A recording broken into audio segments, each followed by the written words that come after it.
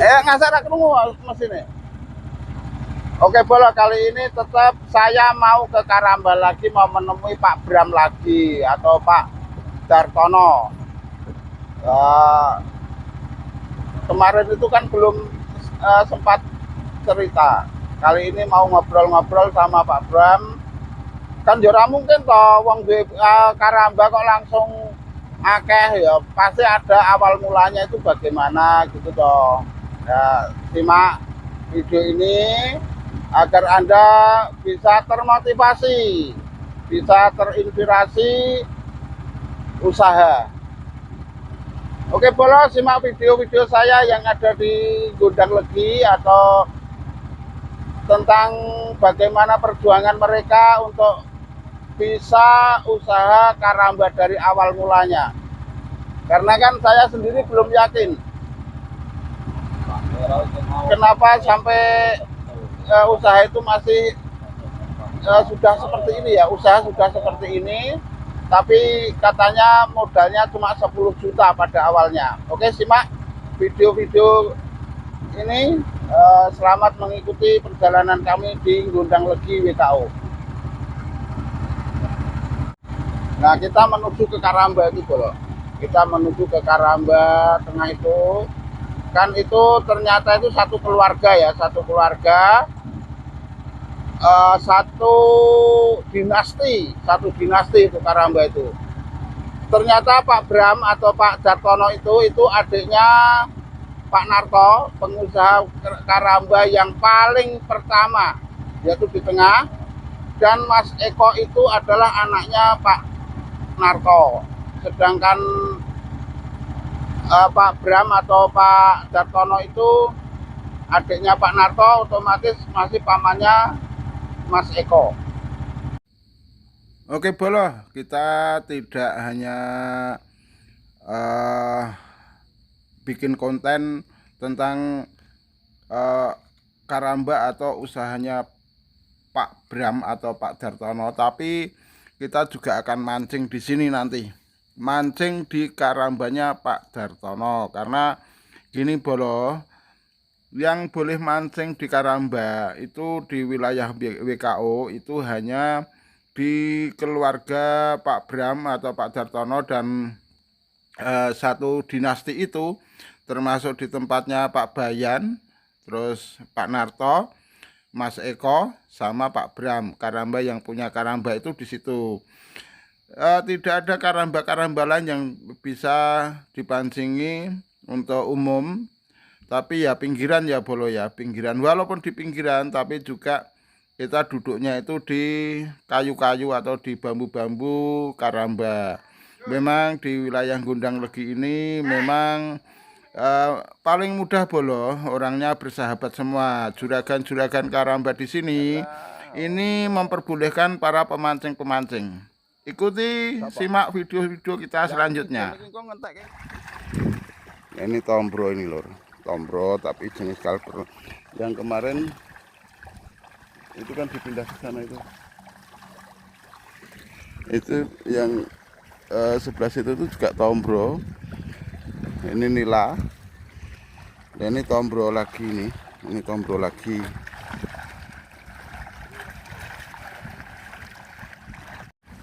Ini nila. Jadi kebanyakan di sini nila. Kalau tombro dengan paten itu hanya berapa petak, semuanya nila.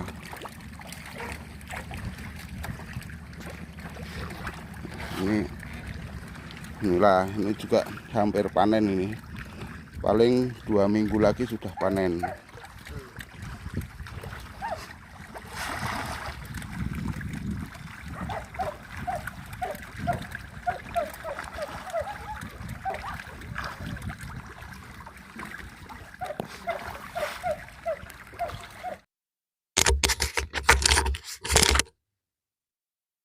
Kilo sosok Pak Bram ini, kalau di sini Gondang Legi ini terkenal dengan Pak Bram. Padahal Bram itu nama anaknya. Seperti saya ya, Pak Muji, terkenalnya Pak Erival seperti itu. Jadi saya kenalkan langsung, ini adalah Pak Dartono. Pak Dartono. Dan penasaran kenapa 10 juta bisa bisa jadi karamba. Memang tidak ada yang instan di dunia ini, harus berjuang ya Pak yo. Ya, bekerja keras. Harus kerja keras. Makanya gini lur, tolong cepet ya Pak, sampean.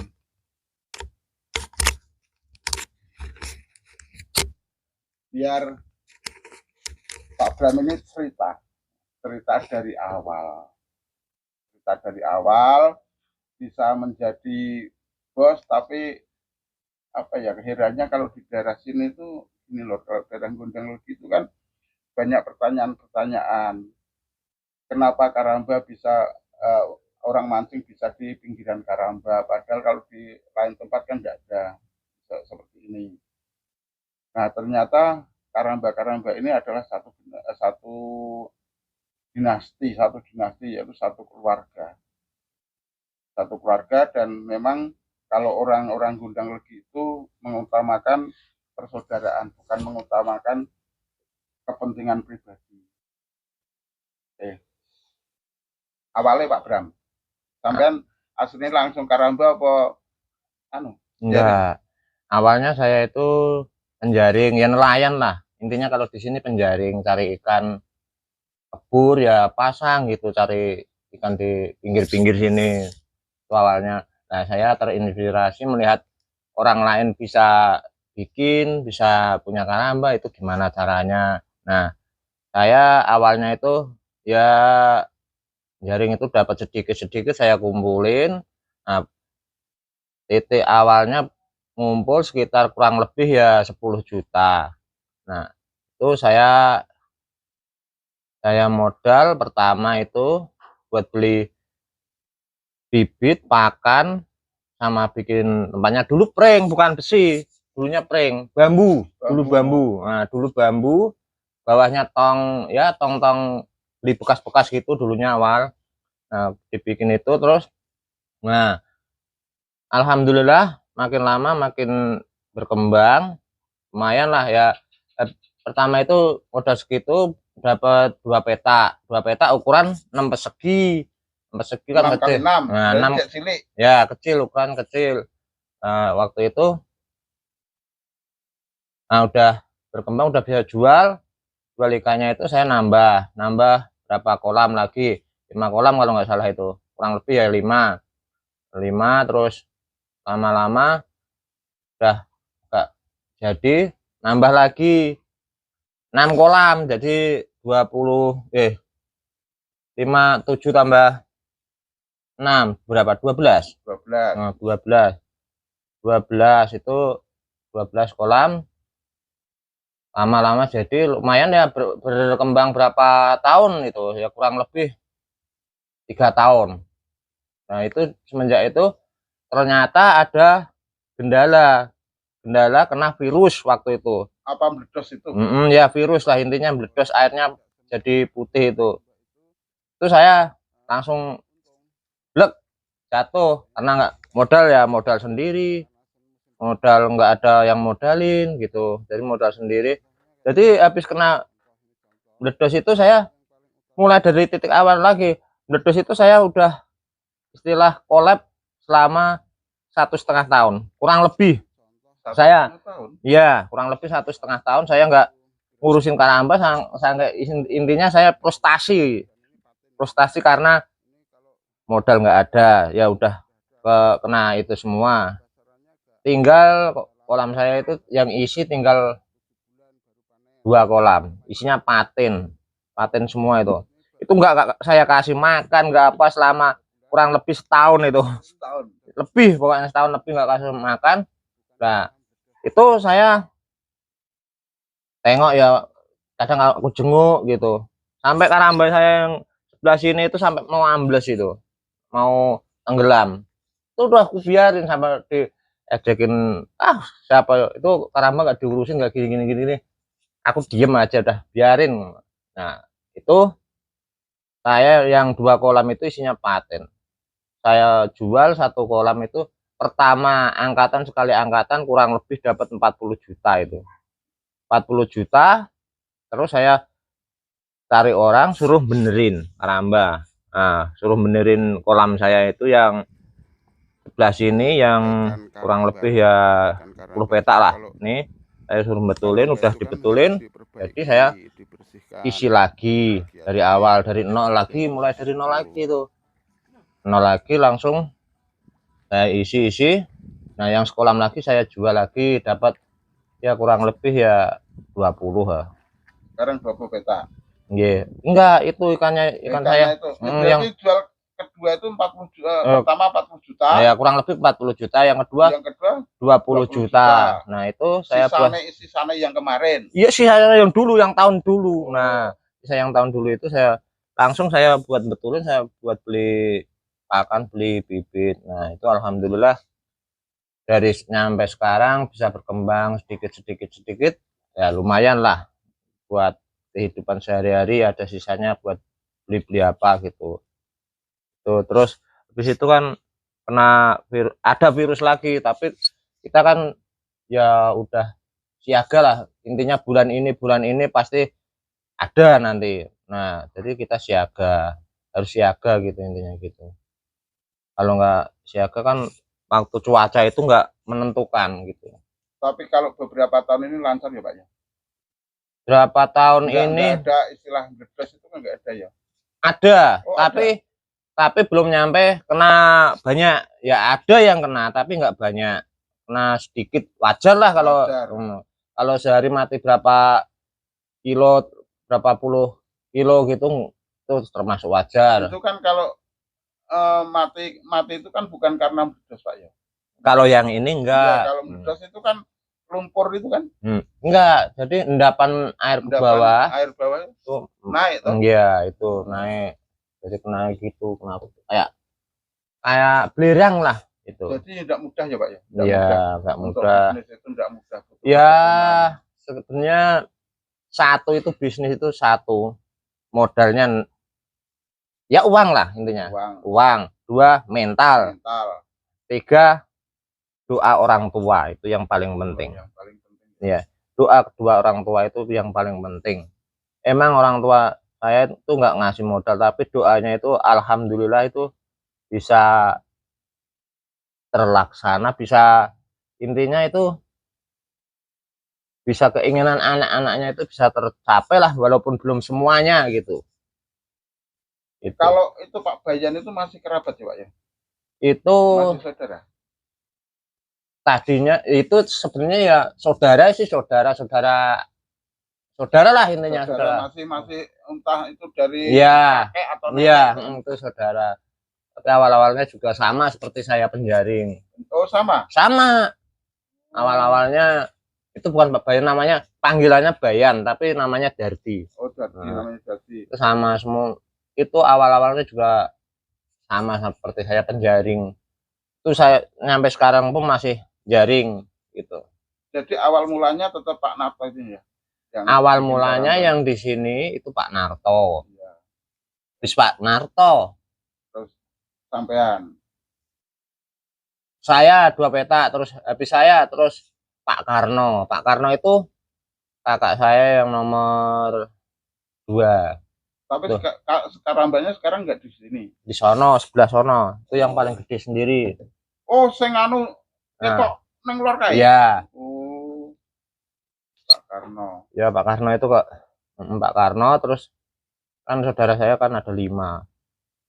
Cewek, Pak Karno, terus cewek, Pak Narto, saya. Itu. Yang sekarang itu menariknya, Pak. Yang jadi pertanyaan para pemirsa itu, kenapa Karamba di sini kok banyak pemancingnya, sedangkan yang lain itu kan nggak bisa Pak. Ya. Nggak bisa. Dan itu ceritanya itu bagaimana? Apakah memang punya kepercayaan sendiri bahwa pemancing itu tidak akan nakal atau tidak akan bagaimana kan? Gini Pak. Sedangkan kalau ditinggal itu kan otomatis tidak ada orang, nggak ada penunggu. Nah itu kok masih percaya dengan pemancing-pemancing itu loh. Nah, gini Pak, kalau masalah pemancing itu kan awal mulanya kan ya kenal sama temen gitu, ya mancing sana boleh enggak? Boleh. nggak apa-apa, mancing nggak apa-apa asalkan di luar kolam gitu. Yang penting intinya kan gini, kalau mancing di pinggir karamba itu nggak mancing di kolam gitu. Walaupun ditinggal nggak apa-apa. Orang kan punya kepercayaan masing-masing. Kita seandainya kita mancing, udah dikasih mancing di sini itu udah seneng. Nah, masa mau mancing di kolam kan nggak mungkin, seharusnya ke situ. Intinya orang mancing itu nggak rusuhin lah gitu. Tapi ya nggak mungkin lah mau mancing mau di kolam kuat berapa kilo sih? Habis berapa kilo paling? Itu kan asumsi panjenengan, Iya, ya toh, asumsi panjenengan. Karena mungkin setiap orang itu kan beda-beda, Pak. iya, Setiap orang itu beda-beda. Terus apa ya? Yang jelas itu eh, banyak sekali karamba-karamba, tidak hanya di sini, Pak. iya, Ada di Gundang Legi, di mana itu Ngasinan hmm, juga banyak. Terus di mana-mana lah sebenarnya karamba, iya, khususnya di WKO. iya. Itu saya tanya juga Kadang nggak boleh, nggak ya, boleh ya bukan kadang, memang kebanyakan nggak boleh. iya, Karena satu adalah mereka juga modal masalah bambu untuk iya. ya drum, modal semuanya lah seperti itu. Tapi kalau di Gundang Legi ini yang jadi pertanyaan pemirsa itu adalah kok Boleh. boleh? Hmm. Nah, anehnya itu kan di situ. Itu bukan aneh sebenarnya, Pak. Nah, aneh, kalau aneh dibilang aneh ya enggak. Memang sifat orang ya Ya, beda-beda ya. sifat orang beda-beda. Kita mancing di pinggir. Yang penting intinya gini loh, enggak saling ganggu. Terus satu itu, kedua kan ada yang narikin itu biar ada tambahan pemasukan gitu. Intinya Oh iya, begitu. seperti Pak Darto itu. Ya, nggak apa-apa. Yang penting intinya kan kalau kita mancing di pinggir karamba nggak rusuhin, nggak, intinya nggak mancing di kolam lah. Ya. Intinya gitu aja, nggak mancing di kolam gitu. Tuh. Oke, oke, begitu pemirsa cerita. Memang kalau dimancing di sini itu diperbolehkan. Cuma sekali orang itu nakal, misalnya tidak ada orangnya di balang kekonangan seperti yang saya bilang kemarin ya. Jadi orang mancing di karamba itu boleh. Nah, memang harus saling menjaga. Ya, Kita betul. sudah diperbolehkan mancing di sini sudah enak. Dan orang-orangnya, bos-bosnya karamba itu enak semua di sini. Makanya satu keluarga, satu keluarga. Yang penting kan gini lur, tidak mancing di dalam kolam. Jadi kita boleh diperbolehkan, juga kita harus menjaga. Menjaga malah justru kalau jadi sahabat bos karamba itu sendiri sebenarnya juga enak. Karena apa? Kita mau sholat-sholat luhur itu ada tempatnya. Kalau di liaran kan susah. Pakai mantel itu saja kadang-kadang belum salam saja sudah dirubung semut. Iya, Gitu ya. iya betul. Rubung semut. Jadi kita enak. Di karamba ini paling enak. Hujan dadaan kita bisa lari ke rumah. Kita saling menjaga. Intinya seperti itu. Dan kita bisa lebih dekat lagi. Bahkan seperti saudara juga. Saya dulu juga belum kenal Pak Bram ya Pak Bram. Iya, Belum kenal. belum kenal. Tapi memang orang-orang di sini, khususnya orang-orang Gundang Legi, warga Gundang Legi itu kebanyakan baik semua. Aku belum pernah lihat orang bertampang nyerek itu belum pernah. Rata-rata enak lah diajak ngobrol. Bahkan saya itu belum tahu yang namanya Pak Narto yang punya karamba besar itu seperti itu tuh belum tahu, karena ya sebenarnya kalau kita lihat dari segi apa ya, Nggak ada tampang bosnya. di sini tuh memang nggak ada tampan bos, tapi sebenarnya omsetnya mereka itu puluhan juta lor. Bahkan kalau kita lihat dari segi pakan itu habisnya itu kan satu bulan bisa sampai 100, berarti sekitar 3 ton ya Pak ya. Iya, kurang lebih itu. Loh, Kalau yang udah bayangkan. gede. Itu kalau Pak Bram ini punya 20 saja sekitar 100 loh. Sekitar Iya. 3 ton habisnya. Apalagi kalau seperti Pak Narto itu, malah saya sendiri nggak tahu. Kakaknya Pak Narto itu kemarin kita ngobrol, saya juga belum kenal, kita ngobrol di luar. Saya kira juga apa ya, penjaring ikan atau bulan atau di sini. Ketika saya di tempatnya Mas Eko itu juga ngobrol, nggak ada tampang-tampang bosnya. Nah, itulah keistimewaannya orang sini. Jadi kita itu lebih enak ngobrol, lebih enak ngobrol, nggak ada apa ya, batas, nggak ada Usia. batas usia juga nggak ada, batas antara Bos dan kasta juga nggak ada, nggak ada nggak ada antara bos dengan tenaga. tenaga atau dengan orang mancing, itu Nggak. hampir semuanya sama.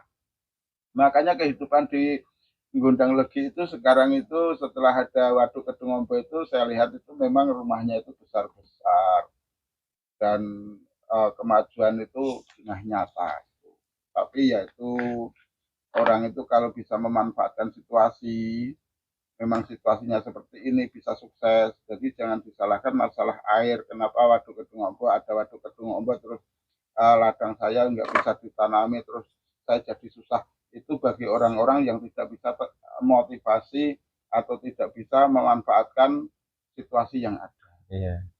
Kalau bisa memanfaatkan situasi yang ada, Kedung Ombo itu luas. Betul. Kedung Ombo itu luas.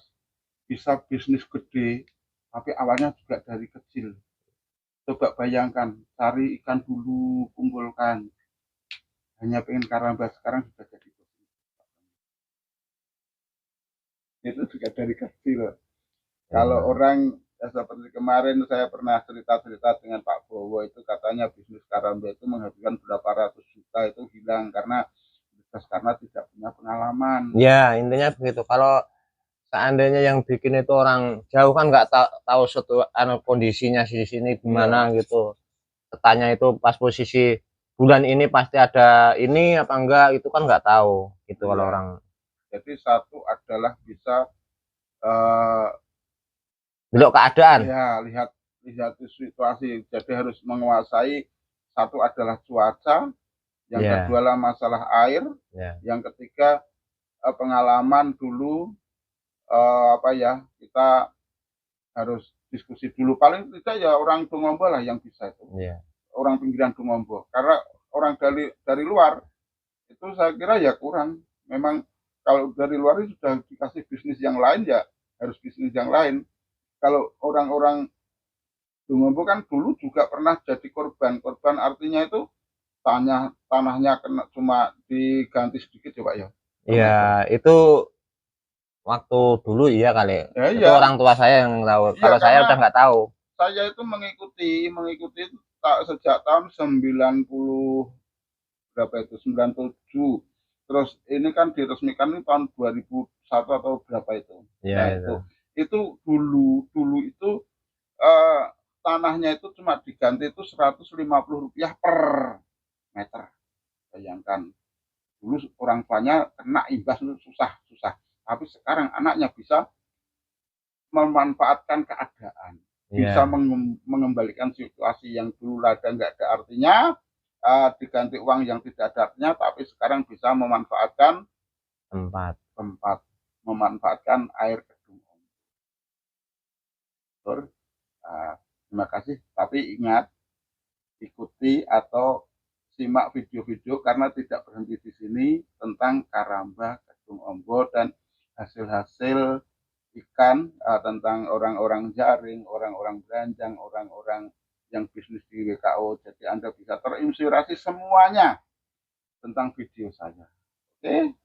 Sebenarnya gini, pesan saya pada semua penonton YouTube channel itu, namanya orang usaha itu, satu mental, dua modal. Kalau ada, kalau nggak ada ya mental, nekat Tapi kan kalau menurut cerita sampean kan modal itu bisa dicari. Iya, modal bisa dicari. Itu mental, nekat, pokoknya modal lah intinya itu. Satu lagi pesan saya, doa orang tua itu paling jos. Betul. Paling utama. Tuh, terima kasih. Oke, itu saja Lur. Jangan lupa subscribe agar Anda bisa mengikuti YouTube channel seterusnya. Oke, kita akhiri sampai di sini dulu. Wassalamualaikum warahmatullahi wabarakatuh. Selamat beraktivitas untuk hari ini dan semoga Anda sehat selalu, diberi umur panjang, dilimpahkan rezekinya, dan jangan lupa bahagia bersama keluarga. Ingat pesan Pak Bram, doa orang tua itu adalah utama, yang paling utama. Kalau mau cari jaring, alat-alat tangkap ikan. Tempat saya juga ada. Itu nanti selanjutnya masih ada bisnis yang di tempatnya Pak Bram. Jadi nanti episode ini terus-terusan dengan ceritanya, dengan apa usahanya. Oke ya? Oke.